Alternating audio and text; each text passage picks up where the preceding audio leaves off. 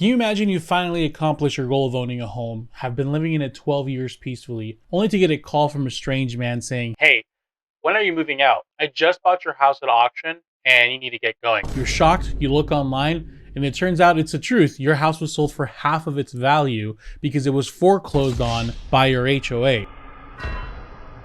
In this channel, we like to talk about how corporations are ruining housing in America. And one of the corporations that really don't get talked about that approximately make up 53% of all households in the United States, so good luck trying to avoid it, are HOAs, or homeowners associations. So today we're going to explore 3 different horror stories of people who have struggled with HOAs like the one I mentioned earlier. Let's start off with a general overview of what HOAs are. At essence, an HOA or homeowners association is an organization in a subdivision, planned community, or condominium building that makes and enforces rules for its property and residents. And the purpose of these rules, like for example, your house needs to be a certain color, you can't park a certain way in your yard, you can only have certain kind of vegetation in your yard. The purpose of these rules are to maintain the values of the neighborhood. So they like to keep a consistent vibe, if you will, so that way everybody's value generally goes up. So the way HOAs work is everybody pays a monthly or quarterly fee, and some of these are $100,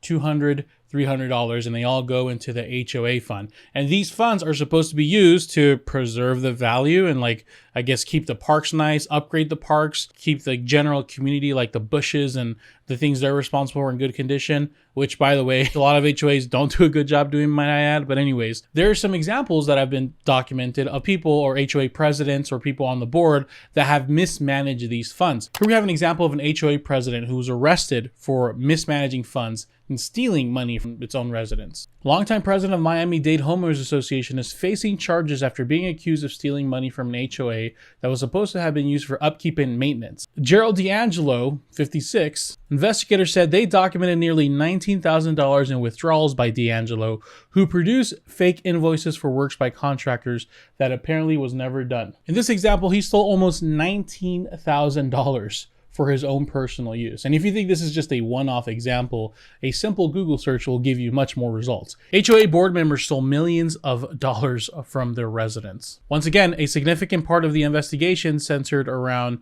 board members writing checks, in some cases of hundreds and thousands of dollars, to vendors and services that weren't actually being provided. The association had been operating on an annual budget of about $3.7 million until this spring, when the adopted budget came in more than $10 million. HOAs are supposed to be run by a board made up of its members, of people that live in the community, but at the end of the day, when you involve multiple people, you have a risk of fraud. And now these are the ones that have just been caught. Can you imagine how many associations are out there that haven't been caught, that maybe are taking, maybe not millions of dollars, but have taken something, or perhaps they just have the funds there, but they're not being used? How can you avoid this? Well, frankly, there's 2 things you can do.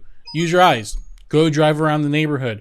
Are things being maintained properly? Are they actually maintaining their parks? What's the state of, like, their I don't know, their freaking playground? Ask the community members if there's any issues they have with maintaining things.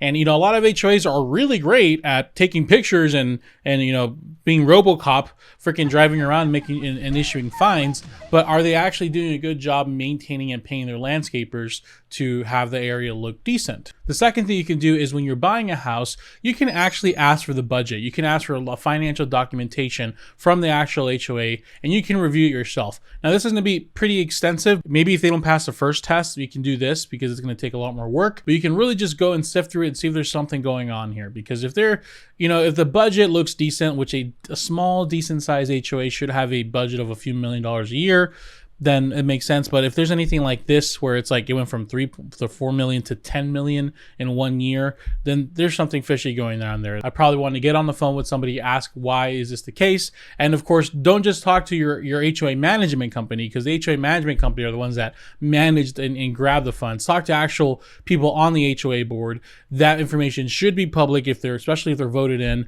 and you can have a conversation with them if they don't already let themselves be known, as they usually like to. Next big issue that faces HOAs is the fees. That's right. Some HOAs aren't as bad. They only maybe charge $50, $60 a month, and that does add up to like $600 a year, which really sucks, but I mean, if it's a little, I guess it doesn't hurt. But the problem is when they just decide to raise them. And most of the time, most states require some kind of board approval or community approval to do this. But in a lot of cases, this cannot go the right way. So we have a recent example actually from 4 days ago that made national news. Police called on property owners after HOA increases monthly fees to $350. Furious community members say the meeting escalated when the HOA board told residents their monthly fee would increase to $350 a month.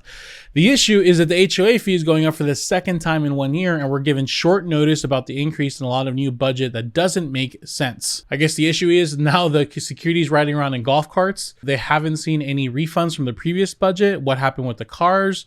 Who's paying, what's happening with the maintenance of them, and essentially just not being informed on everything. It looks like this one's in Miami. What's going on in Florida, you and your HOAs? You guys, your HOAs are messed up.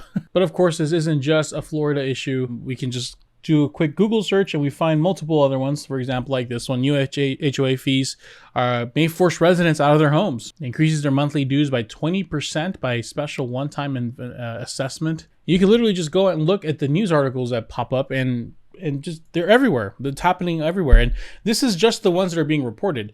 Someone had to literally call the news of their local news organization, get them involved in order for an article to be made. Imagine what's going out there of just residents that just take it and they're just like, okay. So you may be lulled into this like sense of security because you're maybe buying somewhere that's a little bit affordable. Kind of like I was saying earlier, oh, it's $50. It can't be that bad. But literally a few years could pass by and you can be paying triple, quadruple that. And unless you as a community stand up and fight against the HOA, which in my experience, a lot of HOA communities aren't very tight knit, which is a problem. These fees can just start going up and up. People will just sell and get rid of them. And next thing you know, it'll be the new buyer's problem. And they're just going to be buying into this HOA of $200 and they're just going to not know the difference. So there's two things you can do. One, do a little history check. Has there been rising HOA fees there? Now, this might be a little hard to do because you might call the HOA and they won't really have that, but you can have your agent or whoever's helping you look up like history of houses for sale in that area. Maybe you do the last 5 years, 10 years, and just look on the public description what the HOA fee was because they have to remark what it is. You can kind of get a good idea of if they've gone up rapidly or not. If they're slowly going up, I mean, and it's understandable and it's still reasonable, I get that. But if there's like a rapid increase like these, like the first article I showed you, then probably a red flag. And the second thing is look into your state laws regarding the limits that the HOAs have to raise it. So for example, in Arizona, HOAs cannot increase dues more than 20% per year without the majority of members of the HOA. So find out what your laws are pertaining to your state and check if those laws have not been broken when you're buying into a neighborhood. Last but not least, let's talk about the story that we opened up with in this video. The poor woman who had her home foreclosed on by the HOA. So this story happened in North Carolina. The situation, like I described earlier, is she was living in her home for about 12 years. She got a phone call saying someone bought her house for $221 when her house was only worth, I mean, literally sold it for half of what it's worth. But they sold it at auction. Someone bought it, and it all stemmed from a debt of $1491. That was due to the HOA. She was there for 12 years and she never knew she had an HOA. HOA never bothered sending someone out there. I don't know if letters were sent. I know it's a he said, she said situation, but 12 years with no kind of communication ever made between the HOA and the homeowner. And only $1491 that's actually, that must be a kind of a cheap HOA if that's only the fees that got collected. But based off a $1,400 lien, they foreclosed on her property. Rogers said she would have paid the debt if she had known. The court records show the HOA had filed liens against the property for past dues. Rogers claimed she was unaware of them. And here's the kicker. The HOA never served her lawsuit papers. They just didn't do it, and that is fatal. White explains the papers for the foreclosure hearing were sent out as certified mail, but instead of getting Rogers' signature, the mail carrier just wrote C19 for COVID-19 in place of her signature. This practice was used as a height of the pandemic to limit exposure, but Rogers claims she never saw the document. The law says you have to serve somebody, especially with something as serious as a foreclosure. And because of what was going on, I feel the HOA took advantage of the situation. In addition to that, it says the Pitt County Sheriff's Office did try twice to deliver a notice of the hearing in person, but they were unsuccessful. And of course, the HOA was declined to comment on the issue, citing the pending lawsuit, because I guess she's now suing them for that because of what happened. But honestly, just a terrible, crappy situation. When you put corporations in charge of something like this, they tend to do things really terribly. Like if it was if it was truly like some kind of like group of people, like maybe actual homeowners that got together once a month, they, you know, there's a treasurer, they get the funds and they use it to pay landscapers, etc. They would have done something to actually reach out to the person. They would have been involved in the neighborhood. They would have been involved in the community. They would have just gone knock on the door and said, hey, that you owe the HOA a certain amount of money. But how insane is it that you can foreclose on a property for $1,400? I understand this is a he said, she said situation. Who knows if she actually did receive them and just ignored them, or who knows if she's like telling the truth and she just never knew about this HOA that was around for 11 to 12 years. Whatever the situation is, the HOA should not have this much power over people. They should not have the power to take your home away and sell it for half of its value just because they're owed $1,400. Now, what you can do to avoid this other than not buying an HOA is really make sure to research your state's law. Make sure to research what powers they have given HOAs. Your state might allow foreclosures. They might allow just, they can place liens on the property, like some kind of like construction lien or some kind of lien that has to get paid when the house sells. Whatever it is, the rules are, make sure to research them. A simple Google search will be able to give you all that. Don't just trust the title company or realtor to give you all that information. Do your own personal research on it. Make sure you're actually researching if there's HOAs where an area you're buying. And if you feel like there is and it just was never disclosed during the title and during the purchase process, ask a neighbor. Like, don't be afraid to communicate with your neighbors. Like this, I made this mistake once. I used to live in an HOA, and I could, you know, the HOAs are really weird, especially here in Arizona.